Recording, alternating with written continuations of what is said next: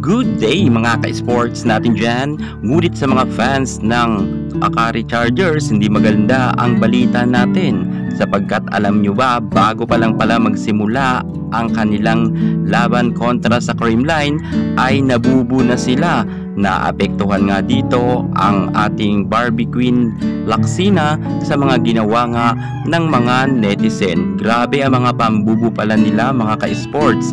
Ito nga yung time na hindi pa nagsisimula ang laban. Na torture siguro talaga ang kanilang performance dahil kitang-kita natin na habang nagwa-warm up pa lamang sila ay nagsisigawan na nga ang ibang mga manonood na talagang meron pa nga silang pambubu at pa-thumbs down na kamay. Kitang-kita natin ang mga daliri nga nila na talagang mukhang binubuli na nila ang nasabi nating Akari Chargers players. At kitang-kita natin na medyo naapektuhan talaga ang mga nasabi nating Akari players. Kung kaya siguro hindi rin maganda ang kanilang naging laro at mukhang ibinigay na lang talaga nila sa Creamline ang pagkapanalo. Ayon yan sa mga fans naman ng Akari Chargers. Akari Chargers fans pumalag nga hinggil sa sinasabi natin na mga nangbubu at eto naman dyan ang aking patunay na hindi mga Creamline Cool Smashers fans ang nagbubu sa Akari Chargers players. Panoorin nyo ang ating vlog para malinawan kayo ng mabuti. Pero syempre, kung ngayon ka pala napadpad sa aking YouTube channel, subscribe na. Click ang ating notification bell para lagi kang updated sa lahat ng issue pagdating sa volleyball. Susunod na.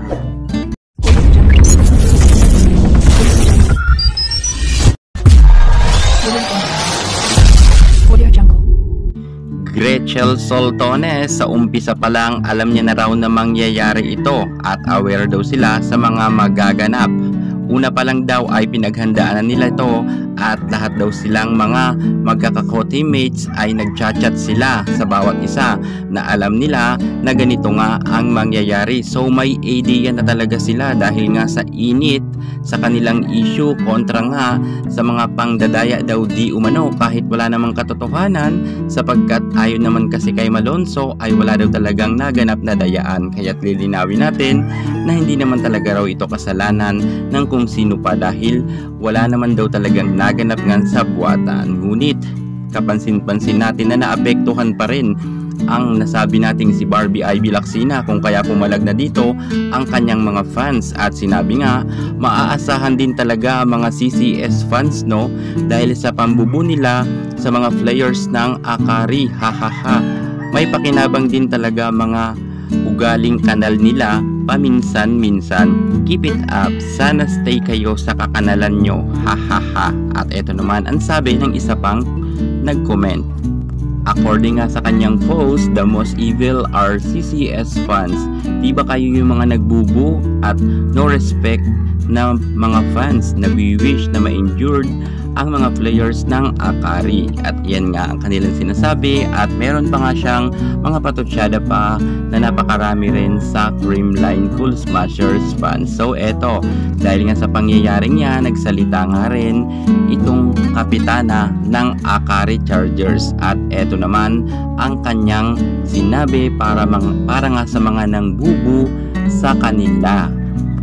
At bilang sports fans at hilig po nating lahat ang volleyball, sana po wag po natin pairalin ang pambabastos at pamemersonal sa mga players at coaches. Yan nga ang sinabi ng kapitana ng Akari na si Michelle Cobb. So naiintindihan naman natin si Michelle Cobb at tama naman ang kanyang sinabi. Pero syempre alam naman natin na hindi natin mapipilisan lahat ng tao at syempre meron talaga dyan mga papalag rin na mga netizen dahil alam nila na sagasaan rin ang kanilang fans. At para linawin ko lang take note, kitang-kita naman natin na hindi naka Creamline Cool Smashers nga ang nangbubung ito. Ibig sabihin ay hindi siya fans ng Creamline. At tingnan ninyo, maging si ating Phenom superstar Alyssa Valdez ay nagsenyas nga na tama na daw at wag mangbu.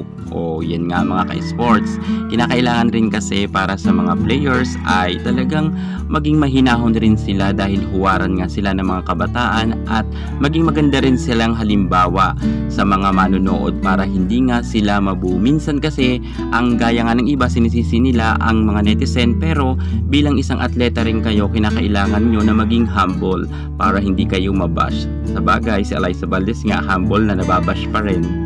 Kaya't ginawa lang natin ang vlog na ito para nga pagsabihan ko rin ang mga Akari fans na ang mga nangbubu sa Akari fans nila or Akari players ay hindi mga Creamline Cool Smashers fans. Kita naman ninyo, hindi naman naka-CCS supporters yung mga nagsisigawan at nangbabash sa kanila. Kaya't sana ay matahimik na rin ang Akari fans at huwag nilang isisi sa mga Creamline Cool Smashers fans. Ang sinabi nga nila na nambuburaw kaya raw natalo ang kanilang iniidolo nga na Akari. Dahil sa totoo lang, hindi naman Creamline Cool Smashers kasi ang nagpapasimuno dyan. Pero syempre hindi ko naman kayo kailangan pang i-explainan. Alam ko naman fans ninyo ang Akari at hindi kayo maniniwala. Basta ang mga Creamline Cool Smashers fans ay mababait at humble, yung mga tunay. Yan muna pinaka-latest natin. Thank you so much. At para hindi ka mahuli sa lahat ng issues sa volleyball, subscribe na. God bless.